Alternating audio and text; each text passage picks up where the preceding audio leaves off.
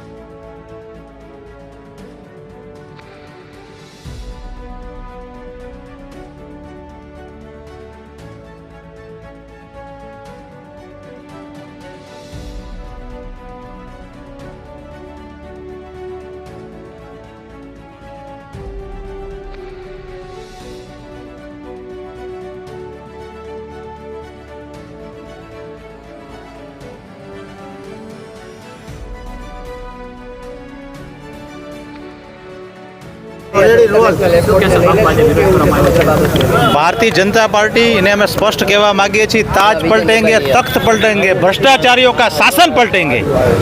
कांग्रेस एक हुंकार साथे प्रजानी साथे लई અને વિવિધ આંદોલનો ચલાવી રહી છે ત્યારે રાજકોટની અંદર 1400 કરોડના ખર્ચે આંબા આંબલી બતાવીને ભારતીય જનતા પાર્ટીએ જે નવું એરપોર્ટ બનાવવાની વાત કરી હતી, આજે વાતનો ગુબારો ફૂટી ગયો છે અને ગુબારામાંથી હવા નીકળી ગઈ છે। કારણ કે ઇન્ટરનેશનલ એરપોર્ટ કક્ષાની જે વાત હતી એ વાતનો છેદ ગઈકાલના મીડિયાના માધ્યમથી રાજકોટની જનતાને ખબર પડી છે।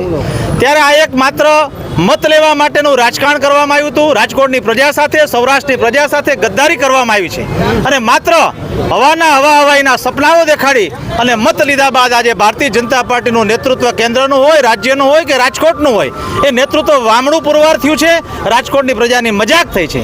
ત્યારે રાજકોટનું જે એરપોર્ટ 1400 કરોડના ખર્ચે બન્યું છે, એરપોર્ટની અંદર મોટા પાયે બાંધકામમાં પણ ભ્રષ્ટાચાર થયો છે। વર્તમાન પત્રોના માધ્યમથી આપ સૌ જોઈ શકો છો કે પહેલા જ વરસાદે એનો ડોમ છે એ ઢળી પડ્યો છે। સાથે સાથે જે વિસ્તારની અંદર એરપોર્ટ બનાવવામાં આવ્યું છે, એરપોર્ટના વિસ્તારની અંદર પૂર્વ રાજ્યના ભારતીય જનતા પાર્ટીના હોદ્દેદાર હોય, પૂર્વ મુખ્યમંત્રી હોય, પૂર્વ ધારાસભ્ય હોય કે પૂર્વ આગેવાનો હોય, એ લોકોને જમીનમાં માલામાલ કરવા માટે તેના એરપોર્ટની એક જાહેરાત કરવામાં આવી હતી અને જ્યાંથી રાજકોટનું એરપોર્ટ ટ્રાન્સફર કરવામાં આવ્યું છે ત્યાં પણ રાજકોટના બિલ્ડરોને મોટા પાયે ફાયદો થાય અને ભારતીય જનતા પાર્ટીના કમલમ કાર્યાલયની અંદર કરોડો રૂપિયાના ફંડ આવે અને પ્રજાનું જે થવું હોય થાય, આ પ્રકારના જે ધ્યેયથી ભારતીય જનતા પાર્ટી કાર્ય કરી રહી છે। ત્યારે કોંગ્રેસ પાર્ટી છે એ આજે ભારતીય જનતા પાર્ટીનો જે ગુબારાનું હવામાન કર્યું હતું એ અમે આજે ગુબારા રૂપી હવામાનના જે પ્લેન છે ઉડાડી અને ભારતીય જનતા પાર્ટીએ જે ભ્રષ્ટાચાર આચર્યો છે એ ભ્રષ્ટાચારના જે રૂપિયાઓ છે એ રૂપિયાનો વરસાદ ભારતીય જનતા પાર્ટી પર વરસી રહ્યો છે। ત્યારે આ ખોટા રૂપિયાનો વરસાદ અમે વરસાવી અને ભારતીય જનતા પાર્ટીને કહેવા માંગીએ છીએ કે જો તમારું હજી પેટ ન ભરાતું હોય તો આ રૂપિયા અમારી પાસેથી લઈ જાઓ, પણ રાજકોટની જનતાને પૂરી સુવિધા આપો।